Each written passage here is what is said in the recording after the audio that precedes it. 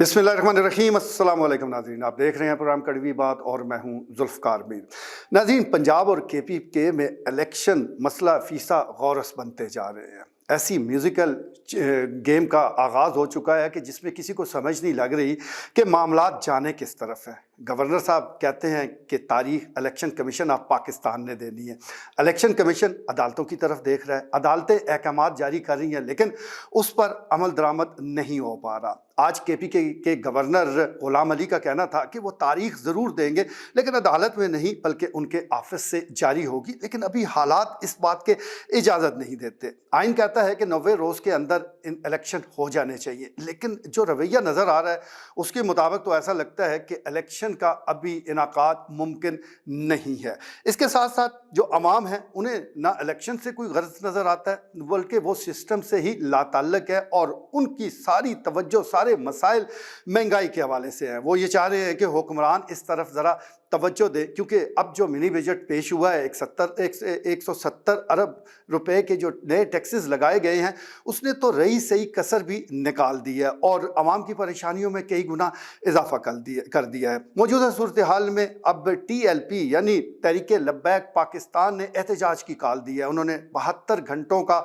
Ultimatum दिया है कि अगर ये कीमतें वापस ना ली गई, यानी महंगाई को कम ना किया गया, तो फिर वो एहतजाज करेंगे, सड़कों पर आएंगे। TLP के अमीर साद रिजवी आज चकवाल में हैं, चकभवन में एक बड़े इज्तिमा से वो खिताब भी कर रहे हैं और इस दौरान उन्होंने बड़ा वाज़ेह पैगाम दे दिया है कि हमारा एहतजाज सब जानते हैं, हम 72 घंटों के बाद घरों में नहीं रहेंगे बल्कि सड़कों पर निकलकर एहतजाज करेंगे। इस वक्त मौजूदा सूरत हाल के मुताबिक देखा जाए तो हर तरफ से एहतजाजी आवाज़ें ज़रूर बुलंद हो रही हैं, लेकिन जिस मुनज़्ज़म अंदाज से ये एहतजाज होना चाहिए शायद वो नज़र नहीं आ रहा।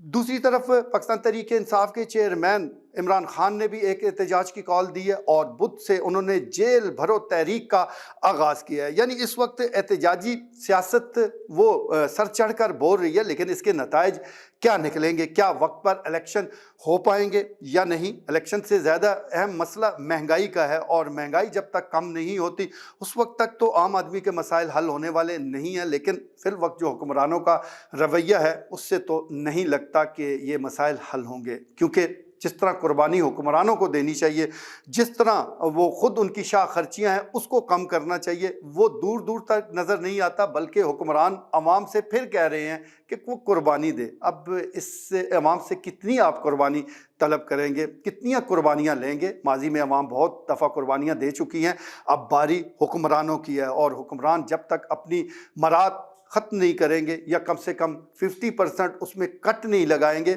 उस वक्त तक वो अवाम से कुर्बानी का नहीं कह सकते। एक रिसर्च बताती है कि हर साल सिर्फ सब्सिडी पर, और ये सब्सिडी भी बाअसर और ताकतवर लोगों को दी जाती है, बाअसर लोगों को, अमीर लोगों को सब्सिडी दी जाती है।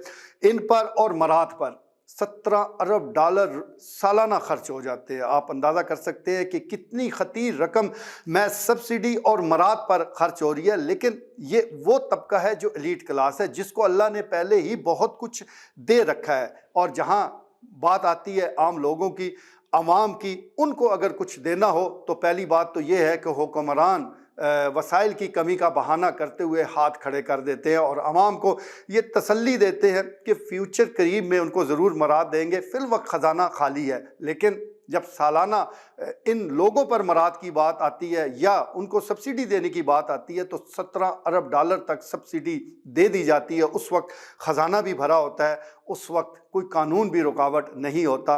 कानून और IMF सिर्फ उस वक्त सामने आता है जब बात गरीब को मराद देने की हो। आज के लिए इतना ही, इजाज़त दीजिए, अल्लाह ने के बाद।